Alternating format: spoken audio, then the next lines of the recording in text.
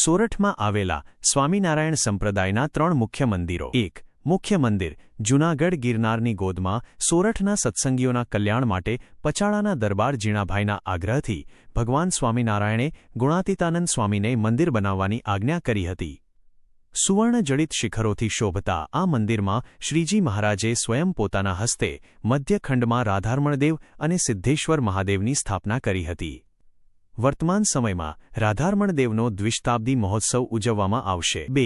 Lodge મંદિર માંગરોળ નજીક lodge ગામમાં ભગવાન સ્વામિનારાયણ આખા ભારતની પદયાત્રા કરી સંવત 1856માં વર્ણિવેશે પધારીને સ્થિર થયા હતા। મુક્તાનંદ સ્વામીની સાધુતાએ ભગવાનને અહીં રોકી દીધા હતા। આ પવિત્ર ભૂમિ ઉપરથી સ્વામિનારાયણ સંપ્રદાયના અનેક ઐતિહાસિક અને આધ્યાત્મિક પ્રસંગો બન્યા છે। 3. ગાદીસ્થાન જેતપુરમાં આવેલું ગાદીસ્થાન મંદિર સ્વામિનારાયણ સંપ્રદાયની એક દિવ્ય ઘટના સાથે સંકળાયેલું છે। અહીં ભગવાન સ્વામિનારાયણે ગુરુ રામાનંદ સ્વામી પાસેથી ઉદ્ધવ સંપ્રદાયની ધર્મધુરા સંભાળી હતી। તે સ્થાન ઉપર ગુણાતીતાનંદ સ્વામી દ્વારા મંદિર નિર્માણનો પાયો નંખાયો હતો। સમયાંતરે સદ્ગુરુ બાલમુકુંદદાસ સ્વામી દ્વારા અહીં ભવ્ય મંદિરનું નિર્માણ થયું અને આ મંદિરનો 100 વર્ષનો શતાબ્દી ઉત્સવ ધામધૂમથી ઉજવાયો હતો।